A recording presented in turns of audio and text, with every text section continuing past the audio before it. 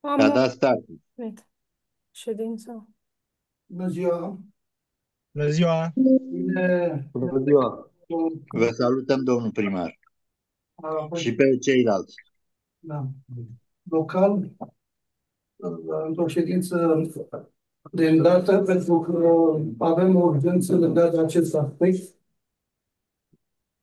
Drumurile despre care vorbeam, că le străbate acea conductă, o parte din ele au ieșit cărțile funciare cu autor necunoscut, ceea ce ne încurcă la eliberarea certificatului de urbanism și implicit la eliberarea autorizației de construire.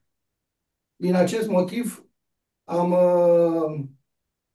luat decizia, în urma discuțiilor cu Ministerul și la OCPI, să le inventariem, ceea ce oricum trebuie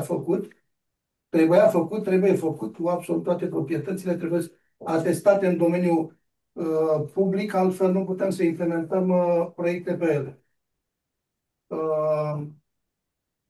Este vorba despre câte drumuri nu care sunt explicațiile consilierilor, domnule consilier. Bună ziua. 3 drumuri care pleacă din stația Dău-Scare spre Chevoaia, drumuri de exploatare. Un zigzag, unde va fi traseul conductei. Ele nu au fost inventariate, nu sunt în monitor. Au fost nici cadastrate, nu? Cadastrate au fost pe cadastru general și acolo, negăsindu-le în monitor, a trecut proprietatea identificată. Au avut cadastre. Ca noi, cartea funciară, trebuie să o modificăm, să mai scrie proprietatea identificată, să scrie Comuna Finta, domeniul public. Și asta prin hotărâre Consiliului. Dacă sunt întrebări legate de acest subiect, de asta ne-am adunat, sunt și colegii mei aici și o parte din domnii consilieri care au vrut să și le-a permis programul să vină în format fizic.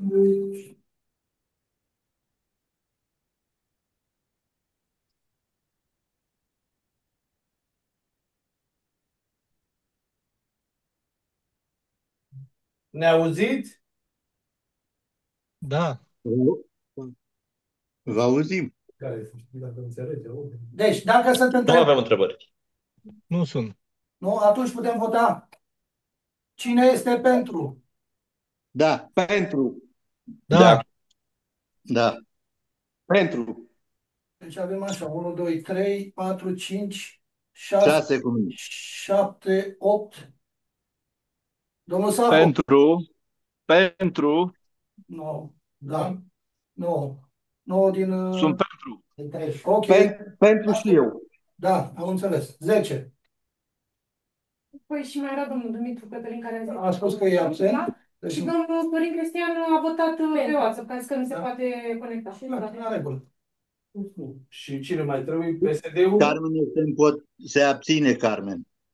Da? Nu. A apărut la mine pe telefon aici. Probabil. Ea dacă are gaze să abține. Da. Noi avem de fasole. Vă mulțumesc pentru participare și pentru implicare. Vreau să vă spun că ori de câte ori o să apară probleme, sigur, mai apar pe parcurs. Nu are niciun rost să stăm cu documentația și să așteptăm.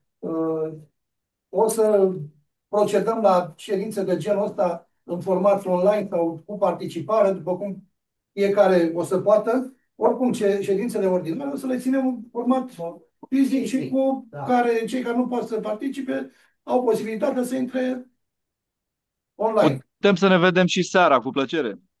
Da, putem să facem și chestia asta. Da. Sigur, mulțumesc frumos, o zi bună să aveți. sănătate. Sănătate. Da. La revedere, băieți!